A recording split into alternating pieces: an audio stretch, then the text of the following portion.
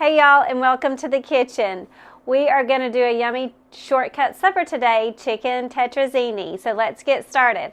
First things first, I have some water boiling in my pot over here, and I have a lid on my pot because that brings the temperature up much quicker. It traps the heat right inside.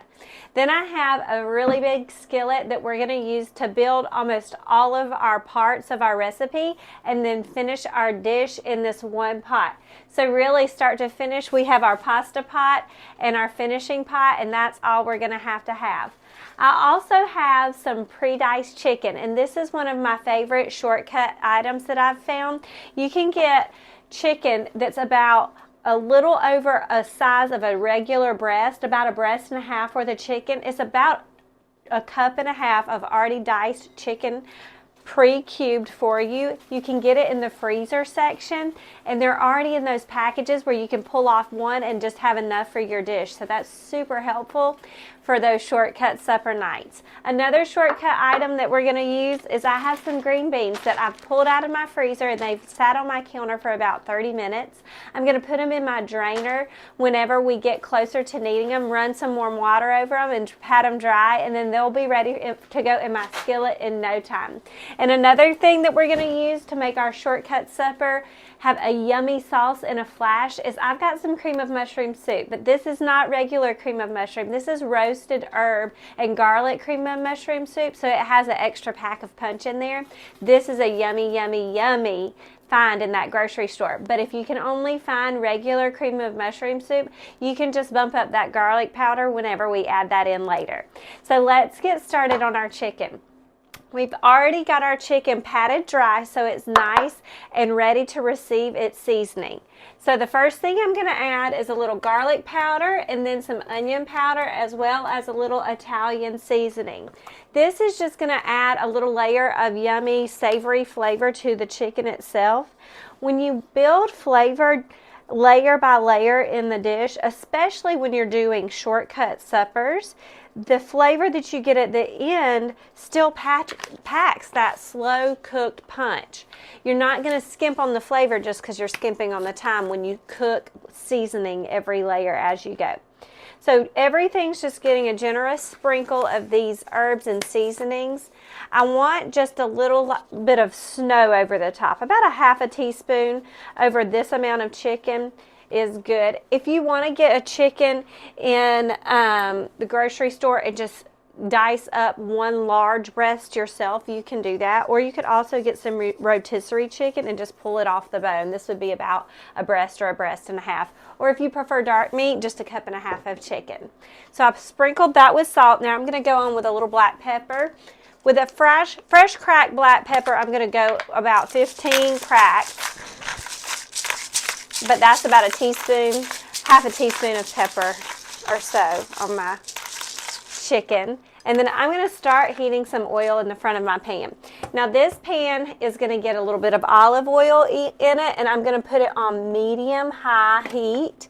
You're going to get a little bit of browning on your chicken here, so you do want some high heat because you want that searing crust on the outside that gives that yummy flavor. And then I'm going to coat my bottom of my pan with a few turns of olive oil. That's about 2 tablespoons of olive oil for this size pan. Okay, next thing I'm going to do is I'm going to start by dicing my onion, and I'm going to get my onion in at the same time as I'm going to do my chicken, so those two parts can go at the same time.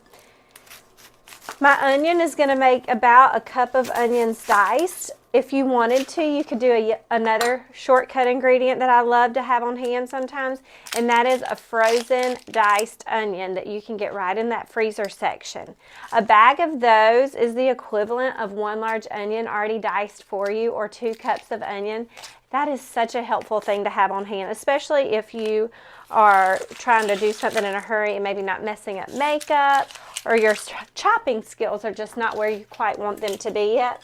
The less time you can have that onion in front of you, the quicker you can be done with it, the less likely you are to be crying. So we're going to bang through this one. I'm pretty quick, so I don't mess up my makeup too much, but the sharper your knife is that you're cutting your onion with, the better off you will be when it comes to the tear department. It's those dull knives that come in there with those crushing edges that really break down the flesh of the onion and make it really likely to make you cry. So I've got the heat. I feel the heat coming off my pan. So I'm going to get my spatula and I'm going to get my chicken down in my pan. Seasoning and all, because I'm going to use this extra seasoning in the bottom of my pan just to go ahead and or in the bottom of my plate, because I'm going to go ahead and season the onion that I'm going to add in with it too. I'm going to move this guy off. I have to wipe my tears real quick. That was a powerful onion. The fresher it is, the more likely it is that you're going to have tears. Okay, there we go. Move that around a little. You want to hear that sizzle whenever your meat hits the pan. That sizzle means I'm ready to receive the food. No sizzle means you're not going to get any crust. Okay, so we're going to go in with our onion. And then I'm going to flip my board over so I don't have that onion juice right in my face anymore. Okay, so my onion went in with my chicken. I am going to go ahead and give an extra sprinkling of salt because I want the moisture to start to come out of my onion and it start to get nice and translucent. And that is going to just add an extra little layer of flavor to my pan. So I'm going to crank that all the way up to high that it's got the food in it, because once the food is in it, it's going to bring down the temperature a little bit, and so we bump that temp up to get that browning. All right, my water is simmering back here for my pasta. We make our water taste like the ocean, so I'm going to get a good handful in here. For a pound of pasta, I'm going to do about 3 big grabs, or a good 2 to 3 tablespoons of salt for my water. Now, I taught my students this before, but if you've never heard this, when you get these big boxes, these 2-pound boxes of pasta, an easy way to know that you're getting just a pound is when you have a regular size hand like a lady does, you can do touching your fingers like that, or 1.5 inches across, and that's about a pound of pasta. And breaking pasta in the Italian tradition is a big no-no. So we're going to let it sit in there, and as soon as it gets flimsy enough, we're going to put it down in with our tongs. You would never break spaghetti noodles in Italy or in front of someone who is Italian. My father-in-law is Italian, so I have those practices in check when I'm cooking, so I don't disappoint the Italian traditions.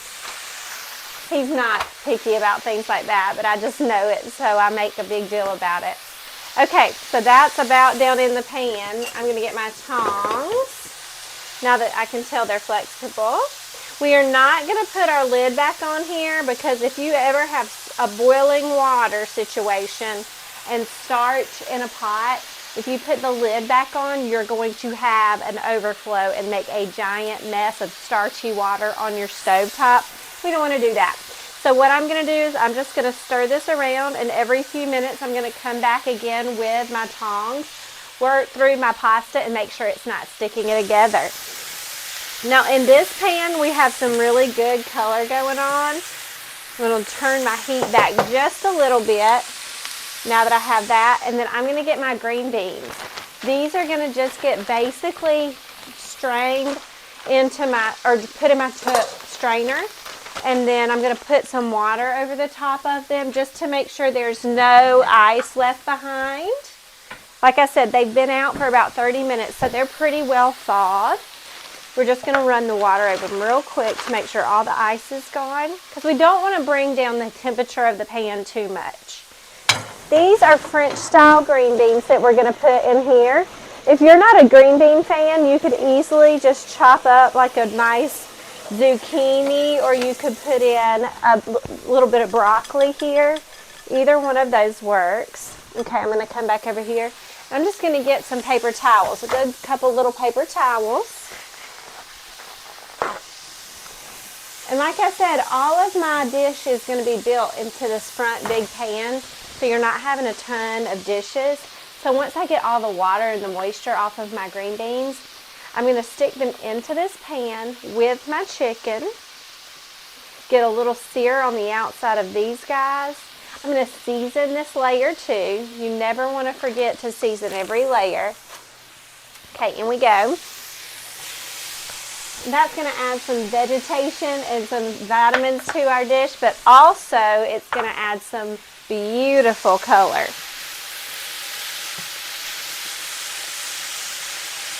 All right, got some really nice browning on my chicken. Smells amazing in here. Okay, now that that's on, I'm going to move my noodles around real quick. A little. I will need this back over here in a minute, so I want to go ahead and set myself up. One thing that I teach all the time, and I always want to point out when I have an opportunity, is multitasking is very important in the kitchen. Even when you're doing like a simple dish with only a few ingredients, to make a shortcut supper, a real shortcut supper, you have to be able to do your things all in the right order so you make the most of your time. So that's why we started our pasta when we started our pasta. That's why all of our pieces going in to the pan when they do make a difference. Okay, so I'm going to season these green beans. Little salt. Little bit of garlic powder.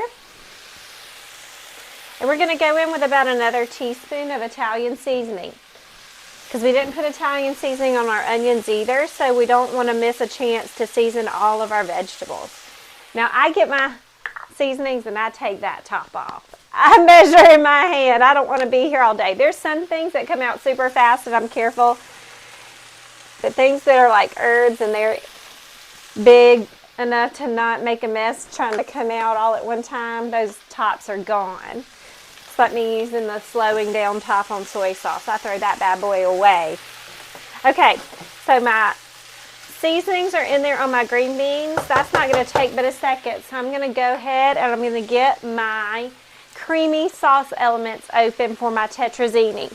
Now the things I'm going to use to season this yummy sauce that really boost the flavor of a shortcut supper. I've got, this is a cream of mushroom with roasted garlic. It is a step up in flavor from a basic cream of mushroom soup. But if you want to find that in your grocery store and not have to hunt this down, all you have to do is add an extra little teaspoon of garlic in when you do this, and then you'll have a little bit more garlicky flavor. Also, a good thing that you could do is add in a little bit of garlic paste. Like if you have the garlic that you just squeeze out, that's already a really good paste, you could add in a couple of drops of that, and that would be a really good flavor bomb for your cream of mushroom if you're wanting to beef that up. We're also going to use some sour cream for our creamy component to make that just have a little more interest in the background. This is an item that I use often. I have a chicken bouillon that I use, a beef bouillon that I use, and then I have a vegetable bouillon.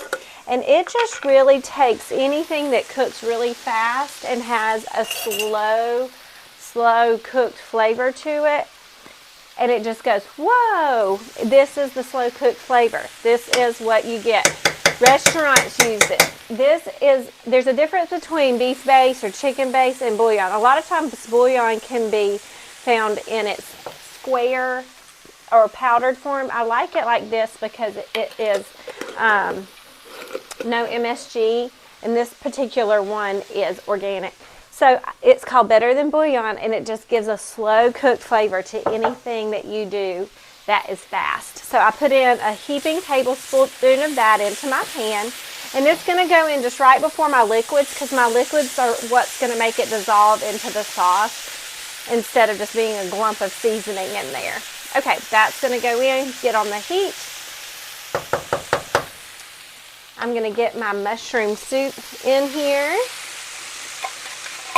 And once these creamy elements start, you may want to turn it down. I did mine to about medium-low heat, because you don't want your creamy elements to get so hot, because they can curdle. So that was one cream of mushroom soup. And then I'm going to go in with the same amount of half and half.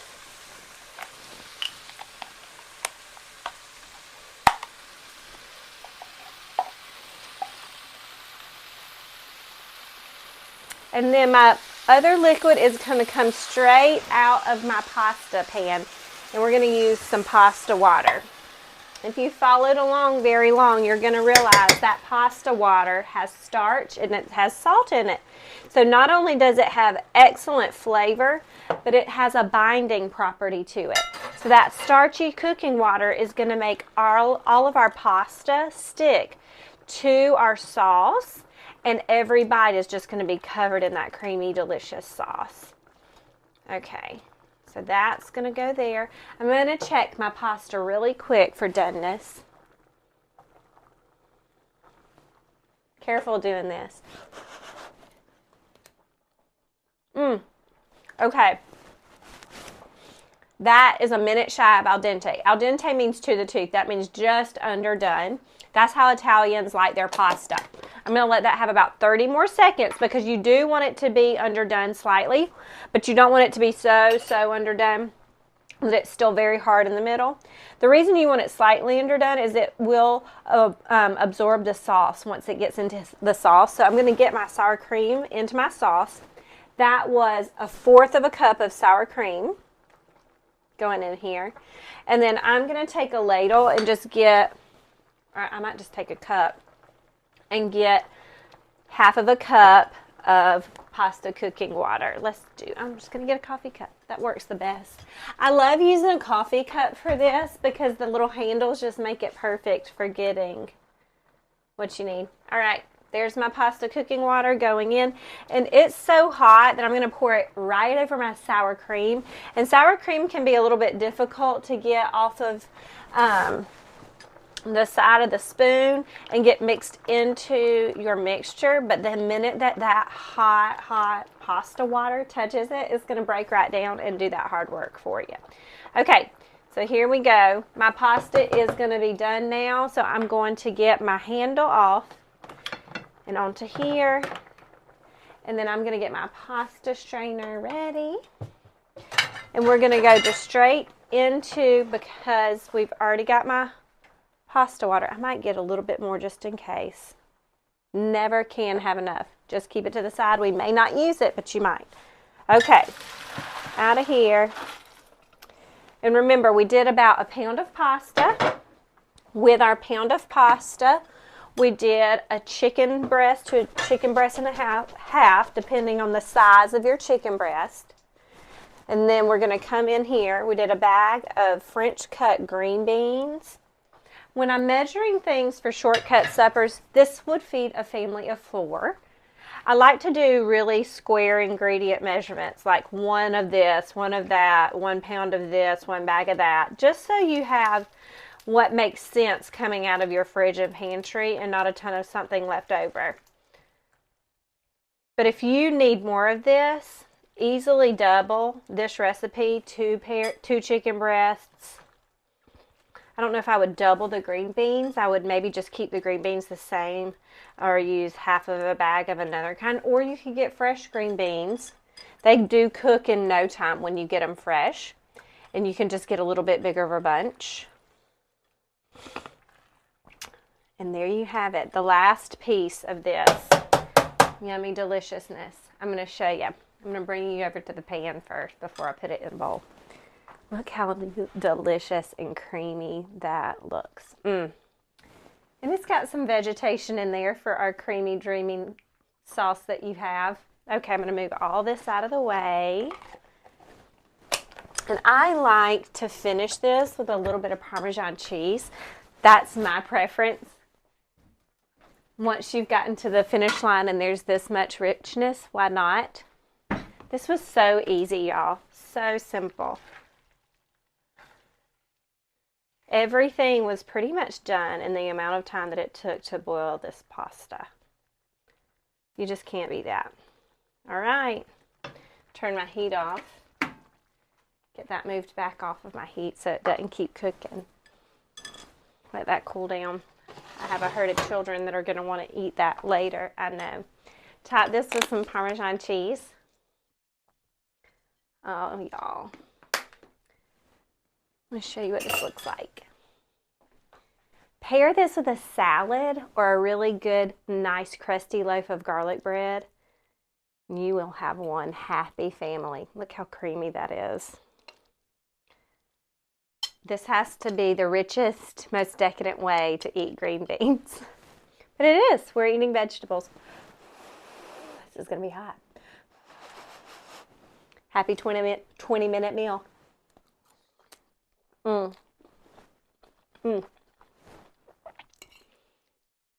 It's like Thanksgiving in a pasta dish. You can't beat it. Happy cooking, y'all.